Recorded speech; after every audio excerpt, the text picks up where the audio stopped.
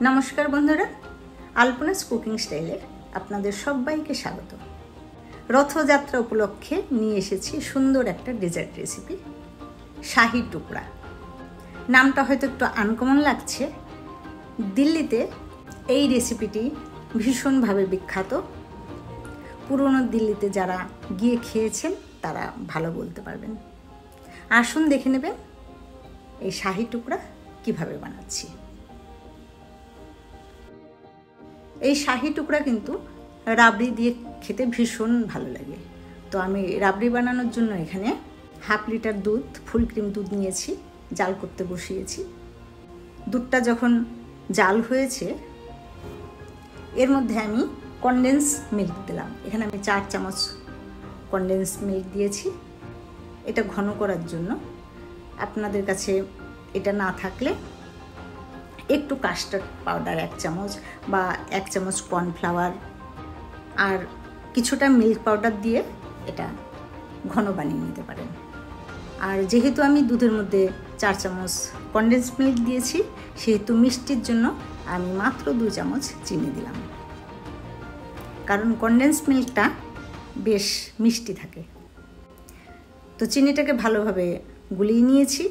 দুধটা যখন 70% জাল দেওয়া হয়ে গেছে, মানে ঘন হয়েছে, তখন এর মধ্যে আমি কিছুটা ড্রাই ফ্রুটস দিলাম। এখানে কাজু আর বাদামকে এরকম কুচিয়ে কেটেছি। আপনারা চাইলে আরও অন্যান্য ড্রাই ফ্রুটসও মেশাতে পারেন। দুধটা যখন এই ধরনের ঘন হয়েছে, দেখুন আমি দেখাচ্ছি, এই সময় আমি নামিয়ে অন্য একটা পাত্রে ঢেলে রাখলাম। এটা যখন ঠান্ডা হবে আর একটু ঘন হয়ে যাবে। এরপরে চিনির শিরাটা বানিয়ে নিচ্ছি। এখানে 1 কাপ চিনি নিলাম আর এই কাপেরই আমি 3 কাপ জল দিয়ে দিলাম। আপনারা যেই পাত্রে চিনি নেবেন সেই পাত্রের জল নেবেন। এখন চিনিটা গুলে যাওয়া পর্যন্ত ভালোভাবে ফুটিয়ে নিচ্ছি। চিনিটা গলে গেছে। রসটা একটু আঠা মতন হলে কিন্তু নামিয়ে নিতে হবে। যেমন করে আমরা গোলাপ জামুনের শিরাটা বানাই, খুব বেশি ঘন করা যাবে না। গোলাপ জামুনের শিরার মতো যখন একটু আঠা আঠা ভাব হবে তখন এটাকে নামিয়ে নিতে হবে। তো চিনির শিরাটাও রেডি হয়ে গেল। এইবার 4 পিস এখানে ব্রেড নিলাম। আপনারা হোয়াইট ব্রেড, ব্রাউন ব্রেড যে কোনোটাই নিতে পারেন। এই ব্রেডের এইভাবে কোনাকুনিভাবে কেটে নিচ্ছি। 4 পিস ব্রেডের 8 টুকরো হলো। এইবার এই ব্রেডগুলোকে ভেজে নেব। এখানে আমি ফ্রাইং প্যানে দিয়ে দিলাম কিছুটা ঘি,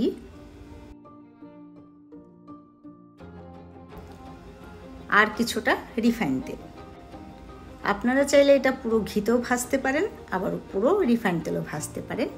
আমি 50-50 করে দিয়েছি এই কারণে যে ঘির সুন্দর একটা গন্ধ আসবে। তো এই তেলটা ভালোভাবে যখন গরম হয়ে গেছে তখন আমি ব্রেডের টুকরোগুলো দিয়ে দিলাম। উল্টে পাল্টে সুন্দর যখন মুচমুচে ব্রাউন কালার হয়ে যাবে তখন তেল ঝরিয়ে তুলে নিতে হবে।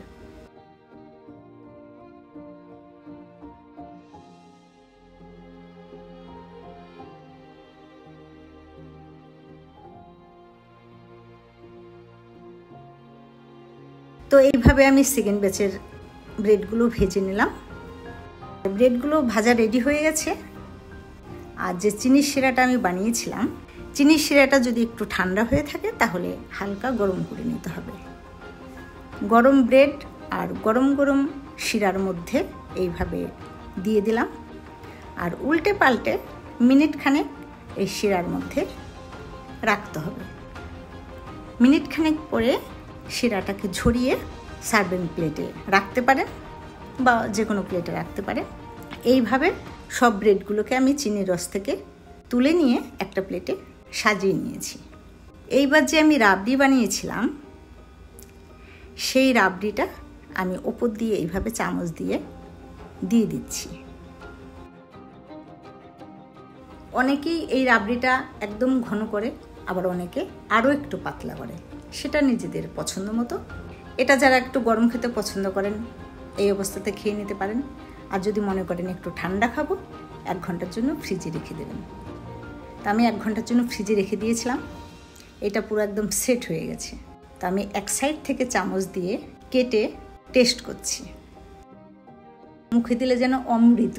রেসিপিটা কিন্তু মোটেই কঠিন না। আপনারা যে কোনো ফেস্টিভ্যালে বা যে কোনো সময় এই শাহি টুকরাটা একবার বানিয়ে খাবেন। আশা করছি ভালো লাগবে। এটা রথযাত্রা আপনাদের খুব ভালো কাটুক। আজকের এই রেসিপি নিয়ে বিদায় নিচ্ছি। ভালো থাকবেন সবাই।